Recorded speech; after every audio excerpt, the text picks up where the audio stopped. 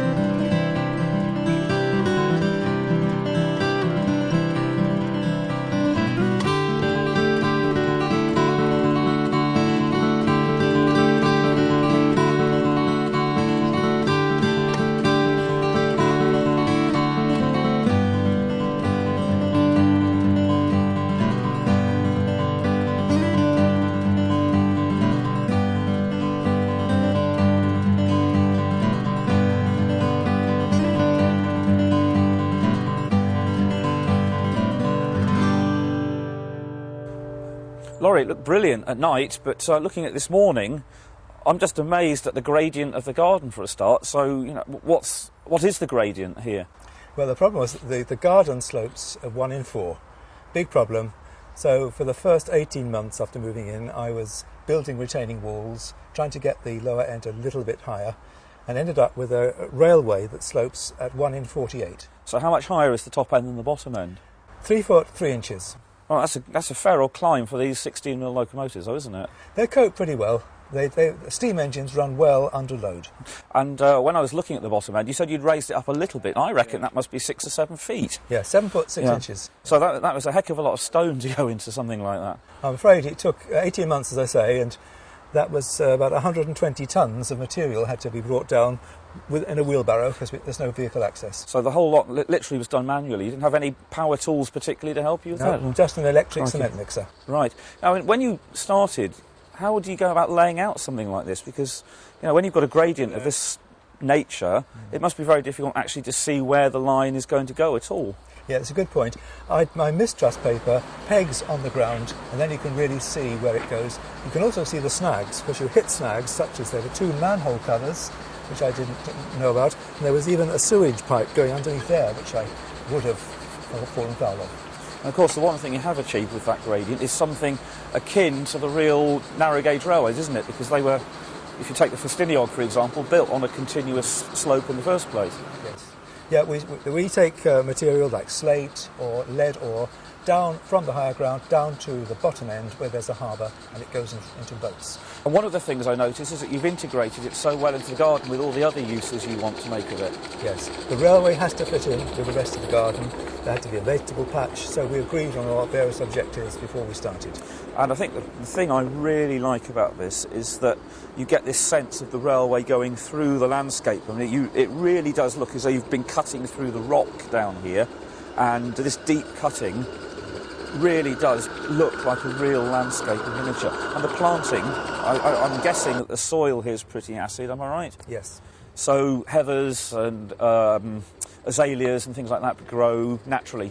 Yes, we've got plenty of heathers there. There's a whole load of dwarf rhododendrons growing there, yeah, that sort of thing. Now, the other thing, of course, where I live over in East Anglia, I'm actually starved of the material, the one material you need to make a proper Welsh railway, and that is slate. But over here in West Wales, you're not really starved for it at all, are you? And you've made fantastic use of slate here. And I'm looking at some of the things like these stone walls over here. That must be a labour of love to make something like that.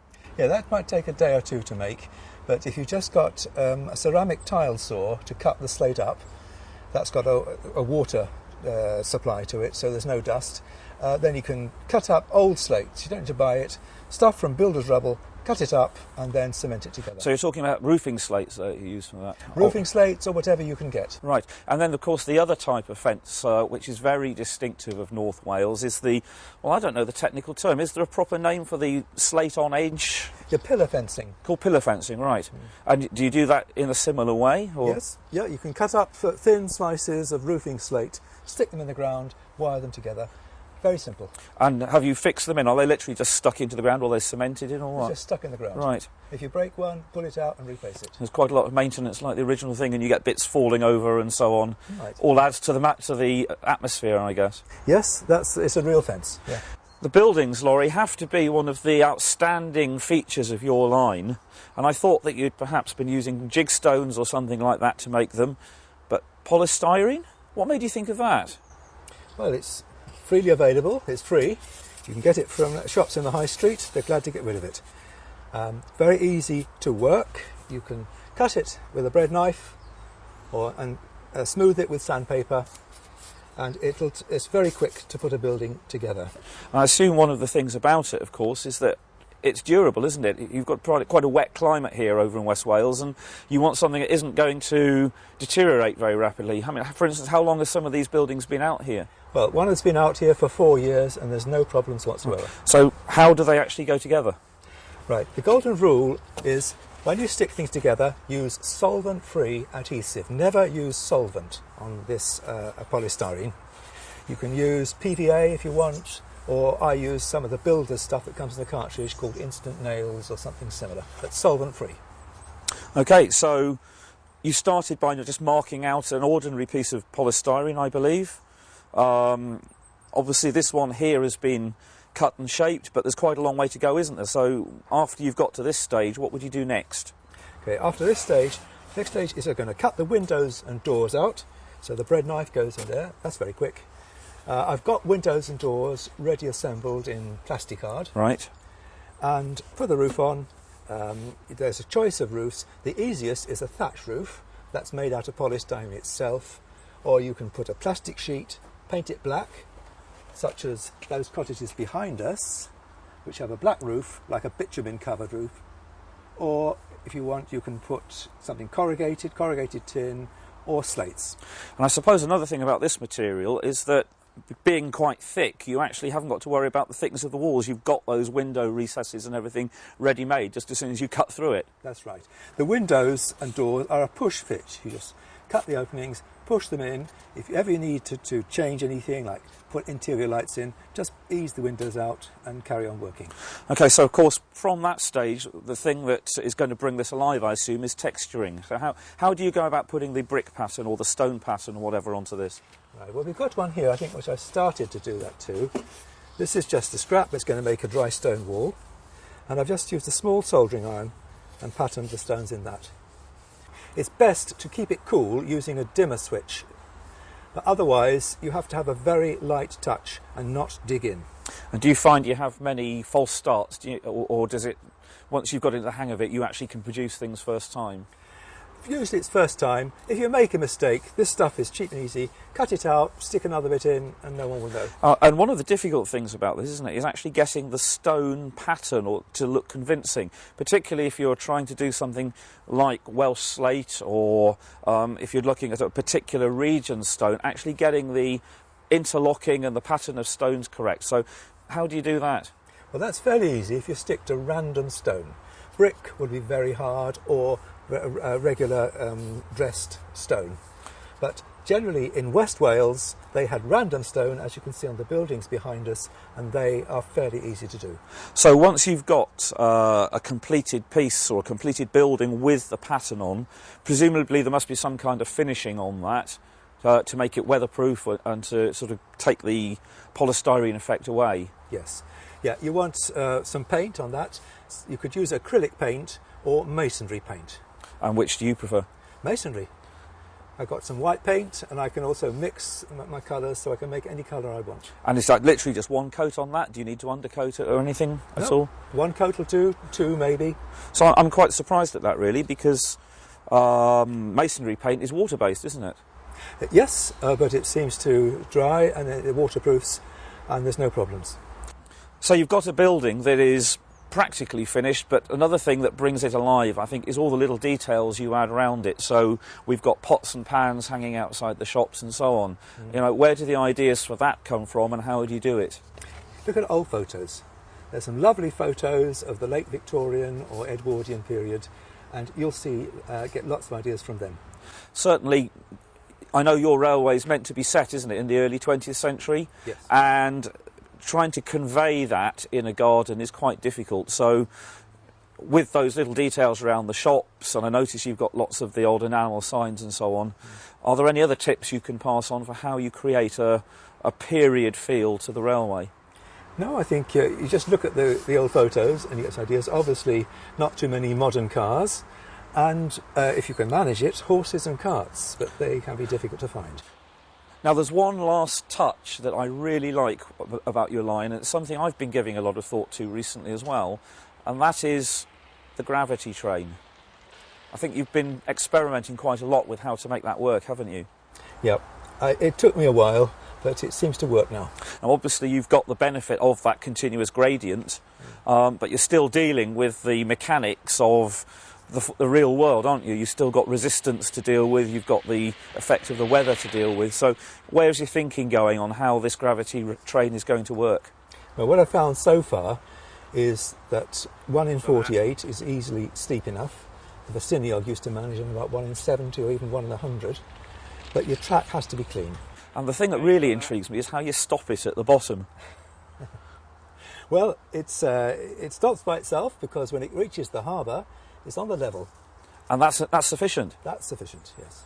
Brilliant. Well, Lawrie, I think, you know, I've come away from your line with masses of inspiration here. I think you've worked a miracle on this site. I love the way that the line is dug deep into the landscape. It really gives the feel of, you know, one of those Welsh lines that had to be hacked out of the living rock. And what with that and the building details and so on, I think you've created a masterpiece of atmosphere. So thank you very much for letting us have a look at it. Thank you very much indeed.